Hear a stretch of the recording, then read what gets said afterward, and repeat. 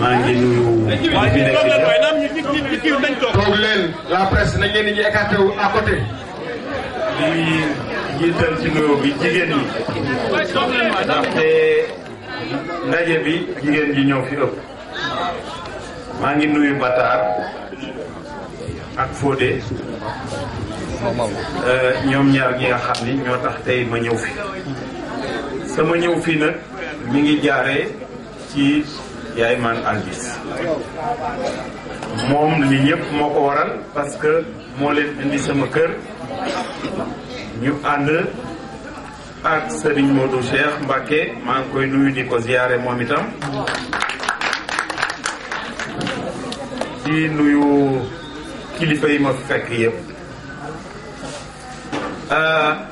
tey nag dama ñëwoon pour surtout gën a xamante ak militants yi fi nekk Matar Fodé ak ñi ñu àndal parce que ñoom aussi dañu am ñu ñu àndal loolu moo ma fi gën a indi ndaxte dañu nekk ci période d'implantation de notre parti kon ñu mel ni Fodé ak Matar ak ñi ñu àndal yépp bu ñu décidé ñëw ànd ak ñun ci parti bi nga xam ne moom la ñu samp muy convergence démocratique bokk gis-gis kon war nañu jóg ñëw ba fii ci ñoom gisanteeg ñoom gisanteeg ñi ñu àndal ak seeni xarit ak seeni waajur loolu la ñu def tey ñu ñëw fii fekk leen ci Kaolack Kaolack nag nekk dëkk bu xaw a doy waar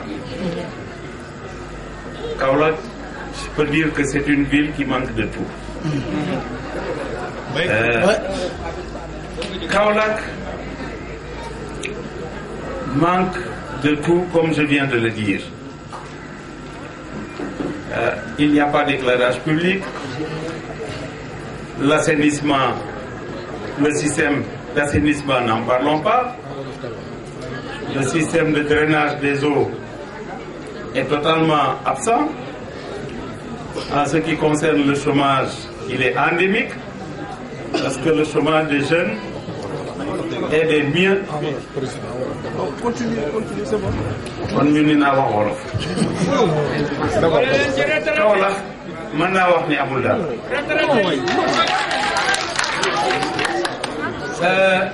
li nga xam ni dëkk cadre de vie normal war na ko am Kaolack amu ci dara Kaolack dafa nekk dëkk boo xam ni dañ ko def ci cuvette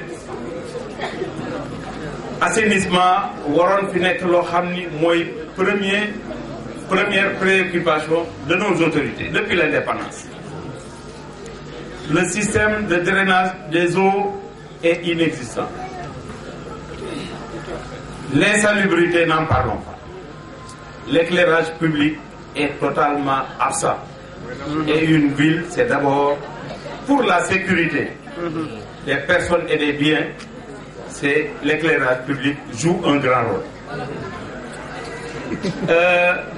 bi may def campagne électorale 2002 ci loolu la campagne woon parce que boobu aussi Dakar mënoon nañ ko comparer ak Kaolack amatul woon éclairage benn bis dama daw ci booru diggante Diamaguène ak Thiaroye benn ay groupe jeune daw ñëw monsieur le maire yow yaa taal lamp yi Dakar ba sàcc yëpp daw ñëw fii ci ñun loolu parce que éclairage public dafa am solo bu loolu weesoo ñàkkum xëy mi fii Kaolack dafa bokk ci dëkk yi nga xam ni taux de chômage bi Sénégal fii la ëppee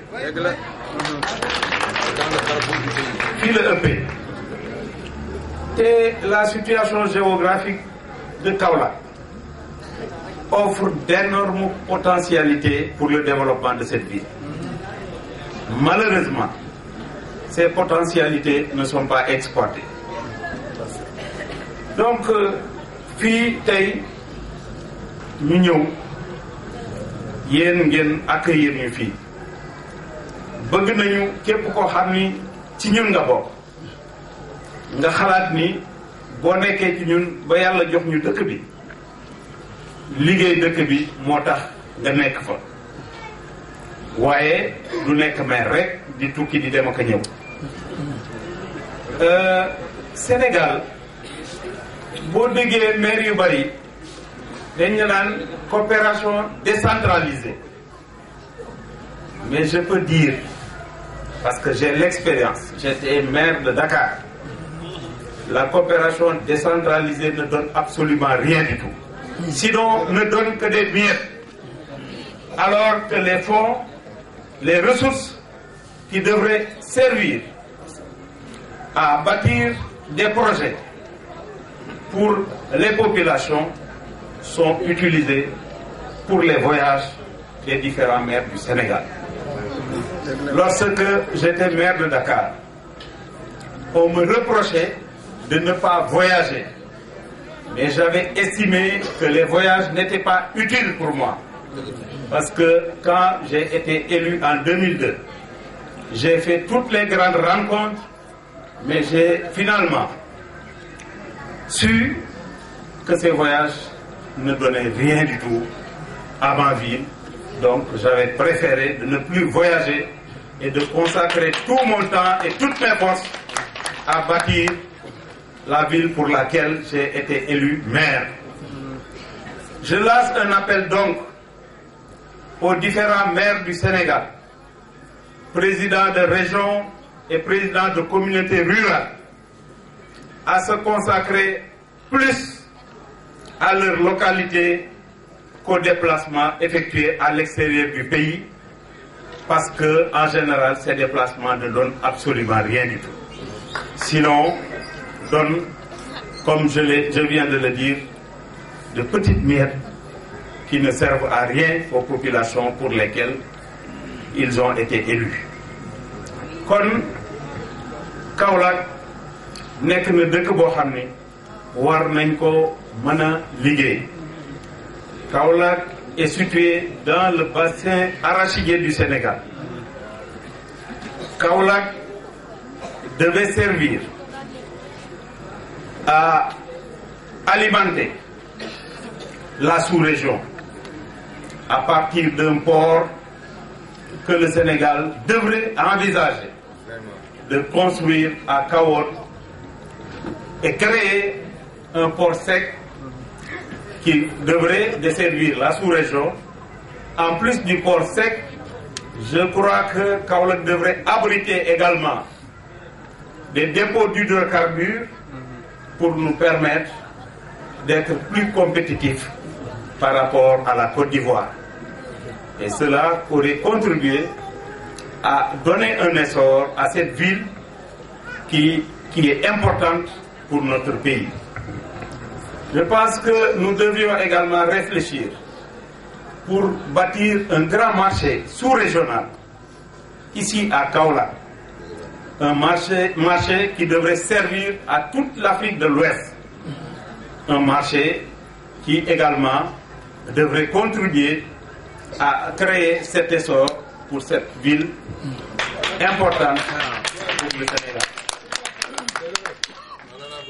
En plus de l'arachide, je crois que la région de Kaolack peut participer à la résolution du problème alimentaire que nous avons.